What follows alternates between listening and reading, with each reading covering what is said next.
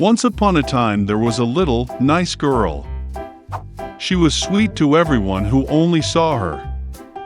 But she was the loveliest and dearest of all to her grandmother, who did not even know what to give her beloved granddaughter. Once she gave her a red velvet hat. And since this hat was very suitable for her, and she did not want to wear anything else, they began to call her Little Red Riding Hood. Once her mother asked to take a piece of cake and a bottle of wine to her grandmother. They say that she is both sick and weak, it will be good for her. She ordered my mother not to run away from the road, otherwise she would fall and break the bottle, and then grandmother would get nothing. And when she comes to her grandmother, so that she does not forget to say hello to her. Little Red Riding Hood obeyed, took the presents and set off.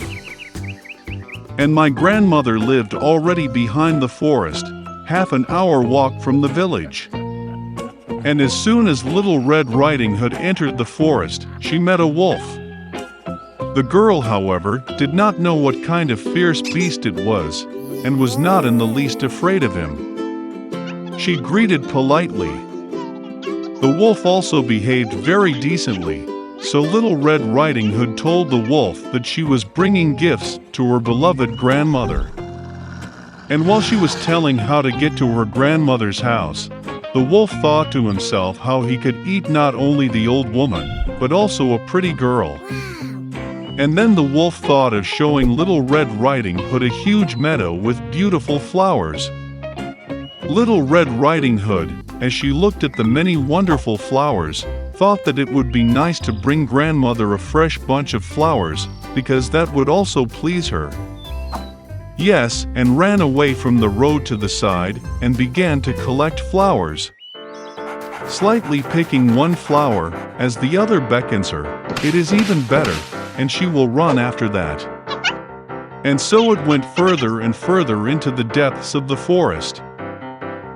And the wolf ran straight to grandmother's house and knocked on the door. Grandma asked who was there. And the wolf replied in a thin voice that it was Little Red Riding Hood who brought the pie and wine. The old woman believed and ordered to press on the latch and enter. The wolf pressed the latch, the door flew open, and he ran to his grandmother's hut. He rushed to grandmother's bed and swallowed it at once. Then he put on his grandmother's dress and her cap on her head, went to bed and waited. Meanwhile, Little Red Riding Hood ran and ran after flowers, and when she collected as many of them as she could carry, then she again remembered about her grandmother and went to her house. She was very surprised that the door was wide open, and when she entered the room, she called out to her grandmother. There was no answer. The granddaughter came up to the bed and saw grandmother was lying, and she had pulled her cap on her very nose, and it seemed so strange. Little Red Riding Hood asked with bewilderment why grandmother had such big ears. And the wolf answered in a grandmother's voice to hear better. Then Little Red Riding Hood asked why grandmother had such big eyes. To better see you, the wolf answered. And the arms are so big that it is easier to grip. And when Little Red Riding Hood saw the wolf's mouth and only asked why grandmother had such a nasty big mouth, the wolf pounced on her, screaming, "So I could eat you!" And how he jumped out from under the blanket and swallowed the poor girl. Having had enough in this way, the wolf again went to bed, fell asleep, and began to snore as much as he could. At that time a hunter was passing by the grandmother's house, heard snoring and wondered if something had happened to the old woman that she snored so. He entered the house, went to the bed and saw that the wolf was sleeping there. And he has been hunting this villain for a long time. He wanted to kill him with a gun, but it occurred to him that the wolf, perhaps, swallowed his grandmother and that she could still be saved. That is why he did not shoot, but opened his wolf's mouth wide, and saw a red cap flashed there. A girl jumped out of her mouth and said that her grandmother was still there. The hunter opened his wolf's mouth even wider, and the old grandmother somehow managed to get out behind the Red Riding Hood. They were delighted, began to hug and thank the hunter. They decided to teach a cunning wolf a lesson. They brought up large stones as soon as possible, stuffed them into the wolf's mouth and belly, and carried him out into the yard. And when the wolf woke up, he saw the hunter, and was about to escape, but could not bear the weight of the stones, and fell to the ground. This delighted all three, while the wolf got up and barely dragged its heavy belly into the dark forest. They never saw him again.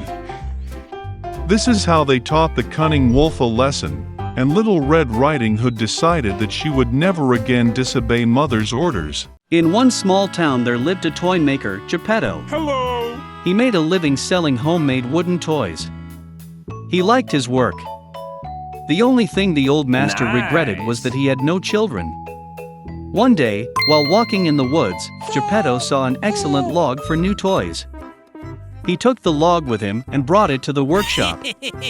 Immediately, without delay, the old man began to cut a toy out of him. But suddenly he heard a thin voice from the log. Geppetto thought what he imagined. He continued to carve the toy, and after a while he heard the voice again. Geppetto decided that he was simply getting too old and began to hear strange voices. Oh no! The old man continued to work. First, he made the doll's head. Then arms and legs appeared. Geppetto finished the doll and sat her down in a chair. And he decided to clean up after himself. And at that moment he heard the voice again. Geppetto froze and looked around. But there was no one in the room except a wooden doll. The old man continued his work. And suddenly, the doll jumped up from the chair. Geppetto was speechless. When he realized that his doll came to life, he decided to give her a name. And he named him Pinocchio. Geppetto and Pinocchio lived merrily together. It's time to send your son to school. Geppetto lived poorly and had no money for school supplies for Pinocchio. He decided to sell his jacket and gave the money to the boy. Pinocchio took the money and happily hurried to school. Suddenly, he saw a crowd of people. To find out what was happening, the boy squeezed forward and saw in front of him a huge colored tent. It was a circus. The clown stood in front of the entrance and barked visitors. Pinocchio became very interested in what was inside. But the clown would not let him in, because the boy did not have a ticket.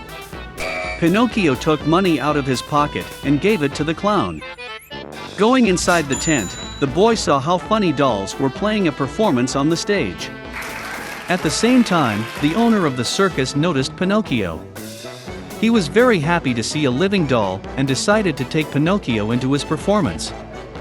As soon as the show was over, the owner of the circus caught the boy and put him in a cage. Pinocchio was very upset that he did not obey his father and did not go to school. He burst into tears. And suddenly, a fairy appeared in front of him. She saw that Pinocchio greatly regretted his deed and decided to save him. The fairy cast a spell, and Pinocchio was on the street with money in his hands. He headed to school again. On the way, Pinocchio met a blind cat and a cunning fox. When they found out that the boy had money, the cat and the fox decided to take it. They said that this money is not enough for school supplies and it needs to be increased. And for this they need to plant money in a magic field. A money tree should grow from the earth, from which a generous monetary harvest could be reaped. The naive Pinocchio believed the scammers and gave his money. When the boy was left alone and without money, the fairy appeared in front of him again. Pinocchio lied to the fairy and said he had already bought school supplies. As soon as he said this, his nose began to grow. The more Pinocchio lied, the longer his nose became. He was very scared and told the fairy the whole truth. At the same instant, the boy's nose shrank to normal size. The fairy warned that every time Pinocchio cheated, his nose would enlarge. After these words, the boy again found himself on his way to school with money in his hands. Suddenly, the owner of the circus blocked the road to Pinocchio. He was terribly angry that the boy was able to escape and wanted to put him back in the cage. But Pinocchio was not easy to catch. Without hesitation, he jumped into the water. Pinocchio was made of wood, so he didn't drown. And the current carried the boy forward. When he was already swimming to the shore, a giant fish swallowed him. At the same time, desperate to look for his son on land, old man Geppetto decided to start searching on the water. He borrowed a small boat from a fisherman friend and swam to look. Suddenly a violent storm began. The boat could not cope with the waves and crashed. The old man could not swim and therefore began to drown. And then, a huge fish that swallowed Pinocchio swallowed Geppetto. When he got inside, he immediately saw his son. Seeing his father, Pinocchio was very happy. He was very sorry that he had not obeyed and promised from that moment to always do as his father told him. Seeing that Pinocchio was truly sorry, the fairy decided to save them. She freed the boy and the old man from the belly of the fish and carried them to the shore. Pinocchio became a very intelligent and obedient boy. He went to school every day, and after studying he helped his father in the workshop.